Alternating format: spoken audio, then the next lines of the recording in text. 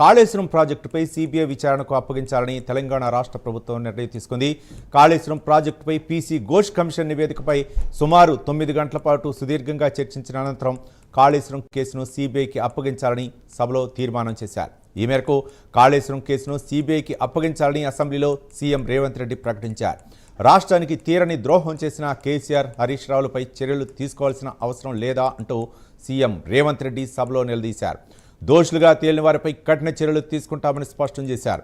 CM Revanth Reddy ప్రకటన అనంతరం సభ నిరవధిక వాయిదా వేస్తున్నట్లు స్పీకర్ గడ్డం ప్రసాద్ కుమార్ ప్రకటించారు. ఇదే అంశాలకు సంబంధించి మరింత సమాచారం మా కరెస్పాండెంట్ నాగేంద్ర అందిస్తారు. నాగేంద్ర, చెప్పండి, ఏంటి ఒక్కసారిగా అసెంబ్లీ సమావేశాలను ఏర్పాటు చేశారు, చివరికి సిబిఐకి అప్పగించాలని చెప్పేసి రాష్ట్ర ప్రభుత్వం నిర్ణయం తీసుకుంది. దీనిపై మీ దగ్గర ఉన్నటువంటి అప్డేట్స్ ఏంటి నాగేంద్ర?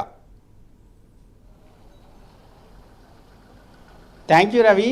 ముఖ్యంగా తెలంగాణ రాష్ట్రంలో కాళేశ్వరం ప్రాజెక్టుకి సంబంధించినటువంటి అంశం అనేది చాలా పెద్ద ఎత్తున చర్చ జరిగింది. ఎందుకంటే దాదాపు దాంట్లో 1,00,000 కోట్లకు పైగా కూడా అవినీతి జరిగింది అనేటటువంటి అంశం పైన ప్రధానంగా తెలంగాణ రాష్ట్రంలో కాంగ్రెస్ అధికారంలోకి వచ్చిన తర్వాత దానిపైన అనేక విచారణ సంస్థలతో విచారణ జరిపించడంతో పాటు అదేవిధంగా ప్రత్యేకంగా పీసీ ఘోష్ కమిషన్ కాళేశ్వరానికి సంబంధించి పూర్తి స్థాయిలో నిజాలు బయట పెట్టాలనేటటువంటి ఉద్దేశంతో ప్రభుత్వం పీసీ ఘోష్ ఆధ్వర్యంలో ప్రత్యేకంగా కాళేశ్వరం కమిషన్ ఏర్పాటు చేయడం జరిగింది. ఆ కమిషన్ ఇచ్చినటువంటి పూర్తి స్థాయిలో విచారణ చేసిన తర్వాత 666 పేజీలతో కూడుకున్నటువంటి పూర్తి స్థాయి నివేదికను ప్రభుత్వానికి ఇవ్వడం జరిగింది. ప్రభుత్వానికి ఇచ్చిన తర్వాత దానిలో భాగంగానే పూర్తి స్థాయిలో అసెంబ్లీని ఏర్పాటు చేయాలి. అసెంబ్లీలో ఈ 660 పేజీల సబ్జెక్ట్ ప్రతి సభ్యుడికి ఇచ్చిన తర్వాత వారి సలహాలు సూచనలు తీసుకున్న తర్వాత దీనిపైన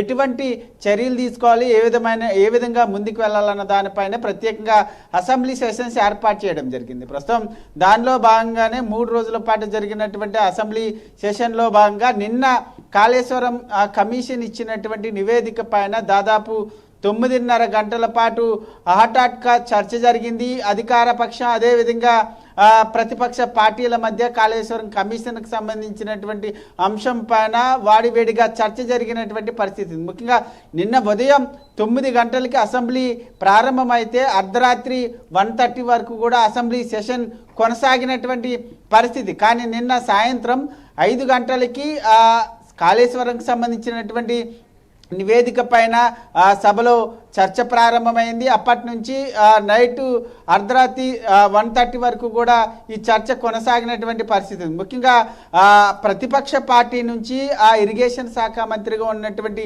హరీష్ రావు వర్సెస్ అదేవిధంగా అధికార పార్టీకి సంబంధించినటువంటి నేతలు, ప్రధానంగా ఇరిగేషన్ శాఖ మంత్రిగా ఉన్నటువంటి ఉత్తమ్ కుమార్ రెడ్డి కానీ అదేవిధంగా సీఎం రేవంత్ రెడ్డి అదేవిధంగా పొంగులేటితో పాటు ఇతర కీలక మంత్రులంతా కూడా ఈ నివేదిక పైన ప్రధానంగా 1:30 వరకు కూడా చర్చించడం జరిగింది. దీనిపైన సీఎం రేవంత్ రెడ్డి అధికార పార్టీకి సంబంధించినటువంటి నేతలంతా కూడా హరీష్ రావు పైన పెద్ద ఎత్తున మండిపడ్డారు. ముఖ్యంగా కాళేశ్వరం ప్రాజెక్టుకి సంబంధించినటువంటి అంశంలో పూర్తి స్థాయిలో అసలు ఏం జరిగింది, ఉమ్మడి ఆంధ్రప్రదేశ్ నుంచి ప్రాణహిత చేవెళ్ల ప్రాజెక్టు దగ్గర నుంచి తెలంగాణ రాష్ట్రం ఏర్పడిన తర్వాత మేడిగడ్డ వద్దకు ఏ విధంగా ప్రాజెక్టుని తరలించారు, తుమ్మడిహెట్టి వద్ద నుంచి ఏ విధంగా ఏదైతే మహారాష్ట్ర ప్రభుత్వం తుమ్మడిహెట్టి వద్ద 148 మీటర్ల వరకు కూడా ప్రాజెక్టును నిర్మించుకోవడానికి అనుమతి ఇచ్చినప్పటికీ అక్కడి నుంచి తుమ్మడిహెట్టి నుంచి మేడిగడ్డకి ఎందుకు తరలించాల్సి వచ్చింది, దీన్ని అనుకున్నటువంటి ఉద్దేశం ఏంది అన్నదానిపైనే ప్రధానంగా సీఎం రేవంత్ రెడ్డి ఫోకస్ చేయడంతో పాటు అన్ని వివరాలను కూడా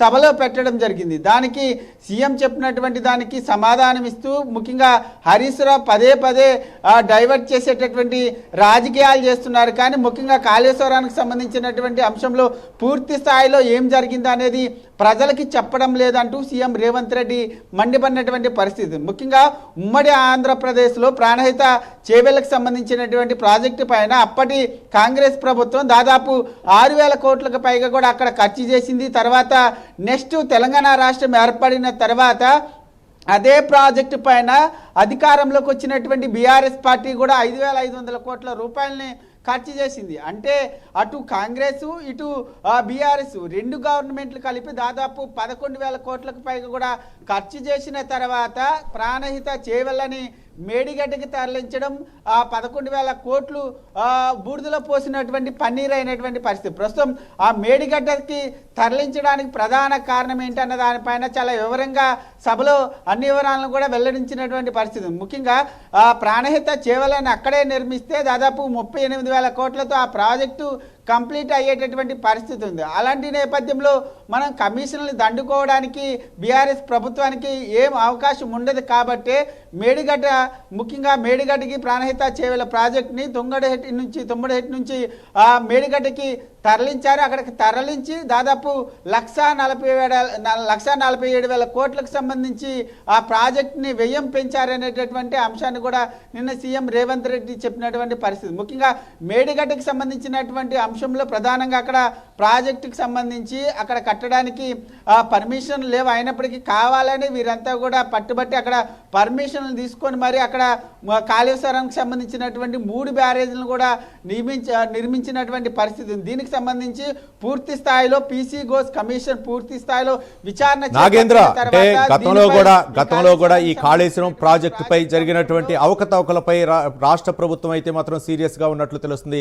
ఓ పక్క కాళేశ్వరం కమిషన్ అంటే పీసీ ఘోష్ కమిషన్ ఇచ్చినటువంటి 600 పేజీల నివేదిక ఏదైతే ఉందో దాన్ని అసెంబ్లీలో పెట్టడం, దానిపై చర్చ జరగటం, మరో పక్క ఇది సిబిఐకి అప్పగించాలని నిర్ణయం తీసుకోవడం, దీనికి బీజేపీ ఏ విధంగా స్పందిస్తుంది, మిగిలినటువంటి కాంగ్రెస్ ఏ విధంగా స్పందిస్తుంది అనుకోవచ్చు?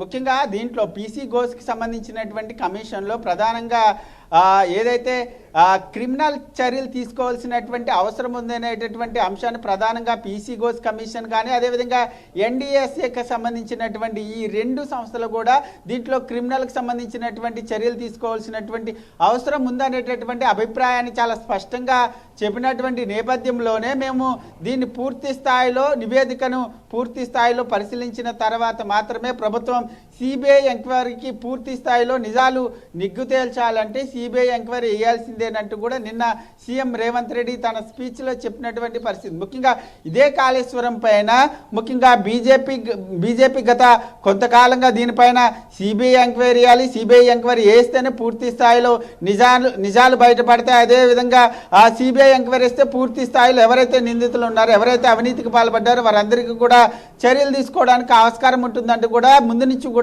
బీజేపీ పార్టీ నేతలు కానీ బీజేపీ కేంద్ర మంత్రులు కానీ ముందు నుంచి కూడా సిబిఐ ఎంక్వైరీ చేయాలనేటటువంటి డిమాండ్ని ముందు నుంచి కూడా వారు చెప్తూ వచ్చారు. కానీ దాన్ని గతంలో కాంగ్రెస్ పార్టీకి సంబంధించినటువంటి నేతలు ఎవరు కూడా సిబిఐ ఎంక్వైరీ చేస్తామనేటటువంటి అంశాన్ని కూడా ఎవరు కూడా ప్రస్తావించినటువంటి దాఖలాలు లేవు. కానీ ప్రస్తుతం రాత్రి జరిగినటువంటి ఆ కాళేశ్వరం కమిషన్కి సంబంధించినటువంటి నివేదిక పైన పూర్తి స్థాయిలో సభ్యులందరి అభిప్రాయాలు తీసుకోవడంతో పాటు నివేదిక పైన పూర్తి స్థాయిలో చర్చ జరిగిన తర్వాత దీంట్లో పూర్తి స్థాయిలో పెద్ద ఎత్తున అవినీతి జరిగింది, కల్వకుంట్ల కుటుంబాన్ని పెద్ద ఎత్తున దోచుకున్నారు, వారంతా కూడా కమిషన్లు దండుకున్నారనేది అంశం స్పష్టమైంది. కాబట్టే దీన్ని పూర్తి స్థాయిలో విచారణ జరగాలంటే సిబిఐ ఎంక్వైరీ వేయాలనేటటువంటి ఆలోచన దిశగానే సీఎం రేవంత్ రెడ్డి ఆ నిర్ణయం తీసుకున్నారు. ప్రస్తుతం ఆ నిర్ణయానికి సంబంధించినటువంటి అంశంలో ఇప్పటివరకు కూడా బీఆర్ఎస్కి సంబంధించినటువంటి నేతలు ఎవరు కూడా స్పందించినటువంటి దాఖలాలు లేవు. ప్రస్తుతం